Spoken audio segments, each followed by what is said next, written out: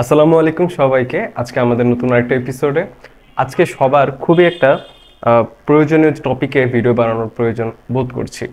তো সেই টপিকটা হচ্ছে রিভিশন কিভাবে দেব।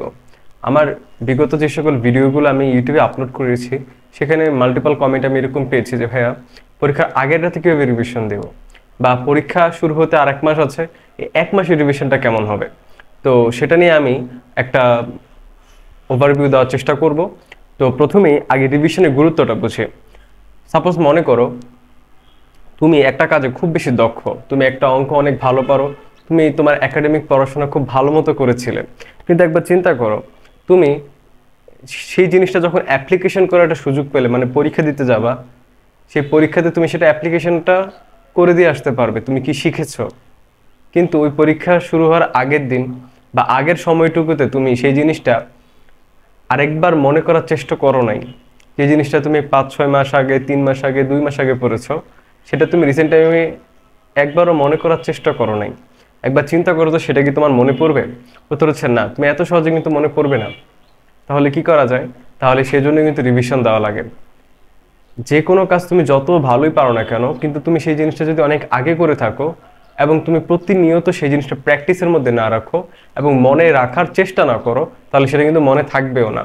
কারণ আমাদের ব্রেইন একটা ইটস লাইক এ র্যামের মতো কাজ করে, রমের মতো কাজ করে, কিন্তু এটাকে সেই রমের ডিরেক্টরি তোমাকে খুঁজে বের করে নিয়ে আসতে হবে। সেটা এমন না তুমি চাইছো তোমাকে মনে করে দেবে, এমন না, তোমাকে গিয়ে খুঁজে খুঁজে খুঁজে খুঁজে আনতে হবে। মনে পড়বে, কিন্তু ইনস্ট্যান্ট মনে পড়াটা একটু টাফ। তো ইনস্ট্যান্ট মনে পড়ে কখন? যদি সেটা র্যামেও সেভ থাকে। বুঝতে পেরেছি? এবং মনে করো এটা কেমন র্যাম, মানুষের ব্রেনটা এটা এক্সপেন্ডেবল র্যাম, যে র্যাম তুমি প্রতিনিয়ত দক্ষতা পড়াশোনার মাধ্যমে সেই র্যামের সাইজ তুমি বড় করে নিয়ে আসতে পারো। বুঝতে পেরেছি? আচ্ছা, তো সেই ক্ষেত্রে কি করতে হবে? আমাদেরকে রিভিশনের মধ্যে রাখতে হবে। যে কোনো টপিক যত আগেই পড়ে থাকি না কেন, যত ভালোই পারি না কেন, রিভিশনের মধ্যে না রাখলে সেই জিনিসটা কিন্তু কখনোই আমি পরীক্ষার খাতায় ইউটিলাইজ করে দিয়ে আসতে পারবো না, অ্যাপ্লিকেশন করে দিয়ে আসতে পারবো না। তো সেই জন্য রিভিশন করতে হবে। এখন রিভিশনের প্রশ্ন আসে যে রিভিশনটা কি একভাবে, রিভিশনের প্রকারভেদ কয়টা? দেখো, রিভিশনের অনেক প্রকারভেদ আছে। পরীক্ষার জন্য রিভিশন আছে, বা অন্যান্য পড়াশোনার জন্য রিভিশন আছে। আমি বেসিক্যালি এইচএসসি পরীক্ষাকে সামনে রেখে রিভিশন কেমন হবে তার উপর একটা ওভারভিউ দেওয়ার চেষ্টা করব। তো প্রথম কাজ হচ্ছে এইচএসসি 25-এর খুব কাছাকাছি পরীক্ষাটা চলে এসেছে, এখন তারা রিভিশন দিবে কিভাবে? তো তার এই পরীক্ষা শুরু হওয়ার আগের সময়টাকে আমি 3টা ভাগে ভাগ করব। 3টা ভাগ কি কি হতে পারে? আমি ধরে নিলাম এখন হয়তো বা 38 দিন, 37 দিন তোমরা বলতে পারো, আমি ধরে নিলাম 35 দিন আছে তোমার পরীক্ষা শুরু হওয়ার। সেই 35 দিনের প্রথম 15 দিনকে আমি একটা ভাগে ভাগ করতে চাই। প্রথম 15 দিন থাকবে একটা বক্সে, পরের 15 দিন থাকবে আরেকটা বক্সে, শেষের 5 দিন থাকবে আরেকটা বক্সে। আর ধরলাম যে এরপরে কোনো একটা সময় পরে গিয়ে তোমার ডিজায়ার্ড যে পরীক্ষাটা, সেই পরীক্ষাটার একটা ডেট হচ্ছে এটা, এই দিনে তোমার একটা ডিজায়ার্ড পরীক্ষা হবে। এটা সেটা ফিজিক্স হতে পারে, কেমিস্ট্রি হতে পারে। তো সাপোজ আমি একটা পার্টিকুলার সাবজেক্টের জন্য রিভিশন মেথডটা কেমন হবে সেটা নিয়ে একটু ব্যাখ্যা করার চেষ্টা করি। সাপোজ ধরো 20 তারিখ, 22 তারিখ বা 24-25 তারিখে তোমার হচ্ছে একটা পরীক্ষা আছে, এইচএসসি পরীক্ষা, বা কত তারিখ আমি জানি না, আসলে রুটিনটা দেখতে হবে। ধরলাম যে জুলাই মাসের 5 তারিখে একটা পরীক্ষা আছে। তো সেই পরীক্ষাটাতে ভালো করার মেথড এই মুহূর্ত থেকে কি হবে সেটা আমরা এই ভিডিওতে দেখব। দেখো, প্রথমত এই 35 দিন যে আছে সেটার কিন্তু অনেক বড় একটা রোল আছে। সেই 35 দিনের প্রথম 5 দিনকে প্রথমেই মাইনাস করে দাও। এই 5 দিন কোনো রিভিশন পড়াশোনার না, এটা হচ্ছে প্রথম পরীক্ষার জন্য রিজার্ভ। এটা হচ্ছে কি প্রথম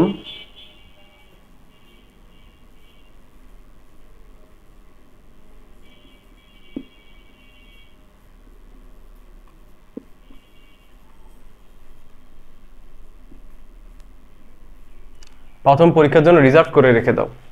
এই 5 দিনের দিকে তুমি তাকাবা না। পারলে এই 5 দিনকে তুমি এক্সপেন্ড করো। এই 5 দিনকে তুমি যদি বাড়াতে চাও তাহলে যদি 6 দিন করো, সাপোজ 6 দিন ডাকলা প্রথম পরীক্ষার জন্য। কারণ আমার আগের ভিডিওটা দেখবা তোমরা, সেখানে আমি বলেছি যে প্রথম পরীক্ষাটা কেন খুব ভালো দেওয়া প্রয়োজন, তোমরা দেখবে কিন্তু ইউটিউবে গেলেই পাবা সেই ভিডিওটা। তো ধরলাম তুমি 6 দিন করলা, এই যে 6 দিন করলা, 5 দিন না করে এই একটা দিনের বিলাসিতা কোথা থেকে পাবা, বা কোথা থেকে একটা দিন বাড়াবা? এখান থেকে করবা? উত্তর হচ্ছে না, এখান থেকে করবা। এখান থেকে একটা দিন আনবা, তো সেটারে 5 দিনটা বানালে 6 দিন, তো 15 দিন হয়ে গেল 14 দিন।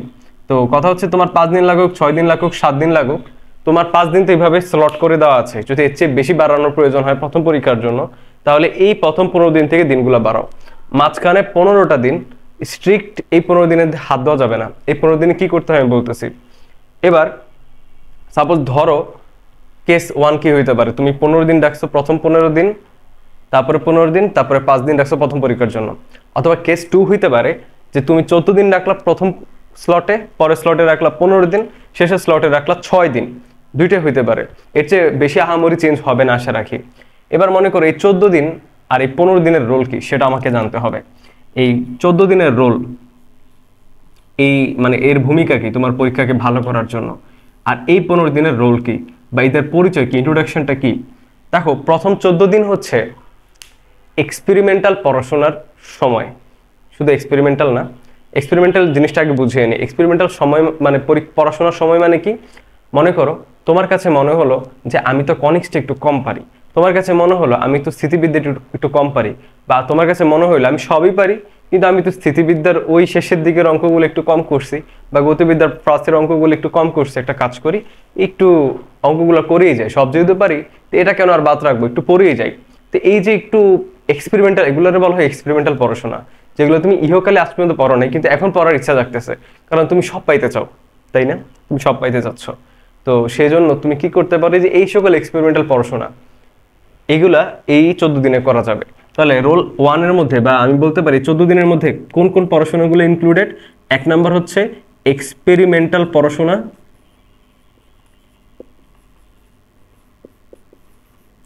2 নাম্বার কি, 2 নাম্বার হচ্ছে ল্যাকিংস আছে যে সকল বিষয়, ল্যাকিংস আছে যে সকল বিষয়, সেই ল্যাকিংসওয়ালা অধ্যায়গুলা শেষ করব এই দ্বিতীয় মানে মানে এই 14 দিনে। তোমার যদি এমন মনে হয় যে আমি তো সবকিছুই ভালো পারি, ডিফারেন্সিয়েশনের ওই শেষের দিকের একটু অঙ্কগুলো একটু মনে হইতেছে মনে হয় নাই, একটু করে ফেলি, বা তোমার কাছে মনে হলো যে ইন্টিগ্রেশনের সব অনেক ভালো পারি কিন্তু এই ইন্টিগ্রেশনের সময় তো আমি ভালো মতো মনোযোগ দিইনি, আমার বাকি ইন্টিগ্রেশন সব করা আছে একটু এই ইন্টিগ্রেশনটা একটু ভালো মতো করে নিত। এই যে ল্যাকিং যেগুলা জায়গায় তোমার আছে, যে কিরকম ল্যাকিংস থাকতে পারে, শুধুমাত্র ফিজিক্স মানে ম্যাথে হবে এমন না, ফিজিক্স কেমিস্ট্রির ক্ষেত্রে হইতে পারে। তোমার কাছে মনে হইতেই পারে যে আমি তো গুণগত রসায়নের দ্রাব্যতা বা দ্রাব্যতা গুণফল জিনিসগুলো খুব মনোযোগ সহকারে পড়ি নাই, বা রাসায়নিক পরিবর্তনের বাফার দ্রবণের অঙ্কগুলো ভালো মতো করি নাই। তো এই সকল জিনিসপত্র যেগুলো তোমার ল্যাকিংস আছে, যে সকল জিনিসগুলো, যে জিনিসগুলো তুমি কম পারো, ওই পড়াগুলো তুমি 14 দিনের মধ্যে সর্বোচ্চ সময়কে ইউটিলাইজ করার মাধ্যমে শেষ করতে পারো। তাহলে আমি এটাও বলতে পারি যে কম পড়া বিষয় পড়ব,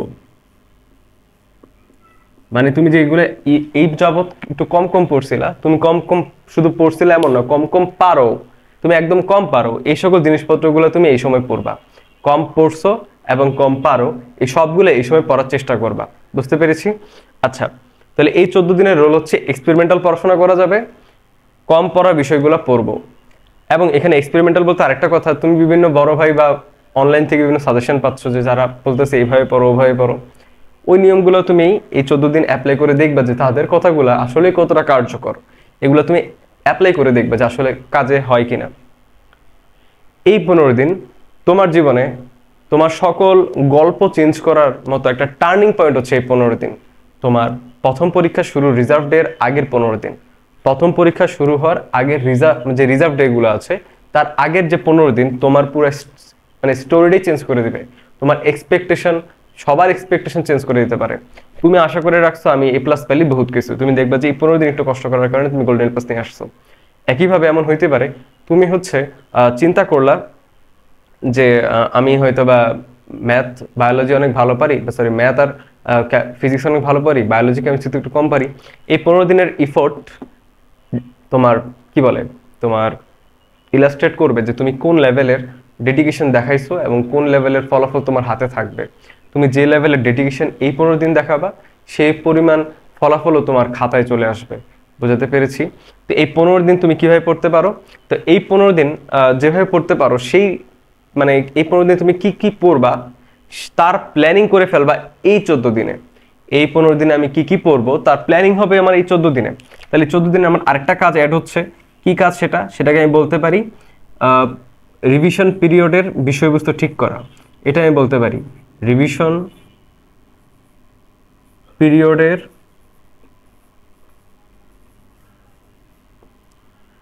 চার্ট করা, এটাও দিতে পারি।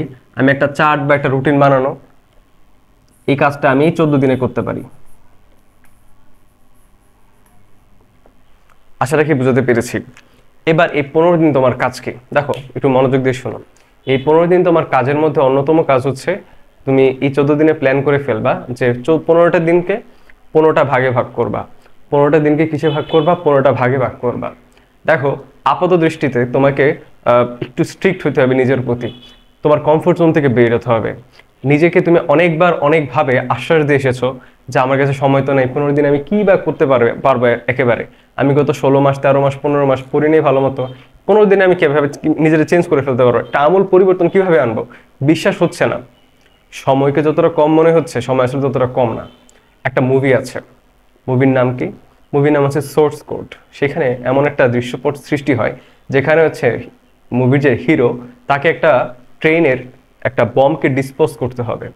তো ডিসপোজ করতে হবে, কিন্তু সমস্যা হচ্ছে সে অনেক পিছনের বগিতে ছিল সে, এবং বমটা ছিল একদম সামনের বগিতে। এখন হিরোকে প্রত্যেকটা বগি টপকিয়ে গিয়ে সামনের বগিতে গিয়ে বোম ডিসপোজ করতে সময় মাত্র তার কাছে আছে 8 মিনিট। কিন্তু সে ক্যালকুলেট করে দেখলো সে যদি যতই চেষ্টা করুক না কেন, সে 5 মিনিটের আগে প্রথম বগিতে পৌঁছাতে পারবে না। তাহলে সে মূলত বোম ডিসপোজ করার জন্য সময় পাবে মাত্র 3 মিনিট।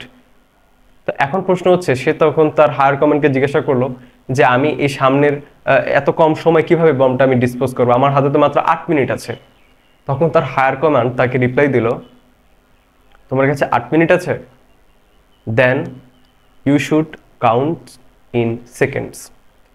তোমার কাছে 8 মিনিট আছে, 8 সংখ্যাটা অনেক ছোট, কিন্তু তুমি যদি সেকেন্ড হিসাব করো তাহলে 6টা 48, 480 সেকেন্ড তোমার কাছে এখনো আছে।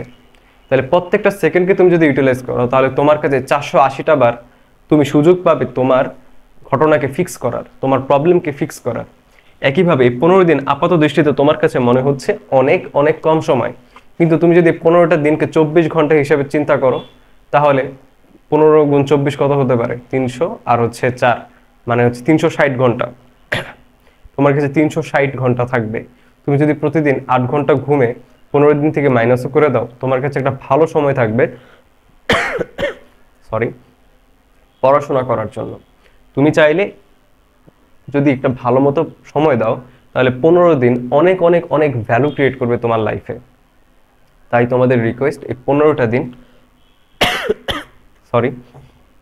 15টা দিন নিজের সর্বোচ্চ দিয়ে পড়াশোনা করার চেষ্টা করো।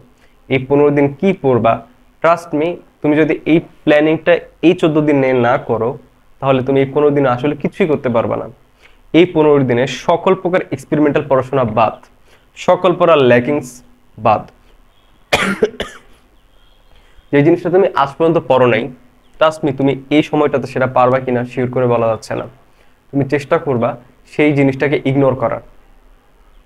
যে জিনিসটা তুমি পড়ো নাই এর আগে, সেটা এই 15 দিনে পড়তে যেও না, বরং যেগুলো তুমি পড়ে এসেছো সেগুলোকে আরো ভালোভাবে শেখার চেষ্টা করো। এবং এই 15 দিন কি করবা তার সব প্ল্যানিং এই 14 দিনে থাকবে। তুমি হয়তোবা ডে 1-এ প্ল্যান করলা যে আমি ফিজিক্স পড়বো, ডে 2-তে আমি ফিজিক্স সেকেন্ড পেপার পড়বো, ডে 3-তে আমি কেমিস্ট্রি ফার্স্ট পেপারে গুণগত রসায়ন আর কর্মমুখী রসায়ন পড়বো। এরকম প্ল্যানিংটা তুমি এই 14 দিনে করে ফেলতে হবে। আশা রাখি আমি বুঝতে পেরেছি। এই প্ল্যানিংটা তুমি যদি খুব ভালো মতো করতে পারো এবং তুমি যদি ইউটিলাইজ করতে পারো, তোমার জীবনে সেরা 15টা দিন হতে চলেছে এই 15টা দিন। রিভিশন অনেকভাবে দেওয়া যায়, কিন্তু এইচএসসির জন্য কোনো রিস্ক আছে এমন কোনো রিভিশন মেথড আমি তোমাকে সাজেস্ট করব না। তোমাকে এমন মেথডটা আমি সাজেস্ট করেছি যেটা সবচেয়ে বেশি ইফেক্টিভ। এই 15 দিন তুমি প্ল্যান করে ফেলবে আমি কি কি পড়বো, যেন আমার কোনোভাবেই পরীক্ষার আগের 2টা রাতে প্রেশার না পড়ে। আমার কাছে মনে যেন না হয় যে আর পরীক্ষার মাত্র 2 দিন আছে, কালকে পরীক্ষা, পরশুদিন পরীক্ষা, আমি আগে কোনো পড়লাম না, এই কথাটা যেন মাথায় না আসে। সেই সকল প্রেশার তোমাকে এই 15 দিনে শেষ করতে হবে। বোঝাতে পারছি? পরীক্ষার আগে কেন প্যারা নিতে চাও? সকল প্যারা এই 15 দিনে তুমি খতম করে আসো, তাহলে তো পরীক্ষাটা তুমি খুব আরামে দিতে পারবা। পারবা না? পারবা। আর গতকালকের ভিডিও বলেছি, আজকেও বলতেছি, এই 6টা দিন প্রথম পরীক্ষাতে খুব ভালো একটা এফোর্ট দিতে হবে। প্রথম পরীক্ষাটা যদি ভালো হয়, অবশ্যই অবশ্যই প্রত্যেকটা পরীক্ষা ভালো হবে। আমরা সব ভালো যা শেষ ভালো তা এটাকে না বলি, বরং বলা উচিত যার প্রথমটাই ভালো তার বাকিগুলো ভালো হওয়ার চান্সেস অনেক ভালো। বোঝাতে পেরেছি? আজকে এতটুকু পর্যন্তই। সবাই ফ্রি স্প্রিং গ্রুপে যুক্ত থেকো। আমি সকল আপডেট তোমাদেরকে দিতে থাকবো। আর যে কোনো প্রবলেম হলে অবশ্যই কমেন্ট করো, আমি তোমাদের সর্বোচ্চ সহায়তা করার চেষ্টা করবো। আজকে এই পর্যন্তই। ধন্যবাদ সবাইকে। আসসালামু আলাইকুম।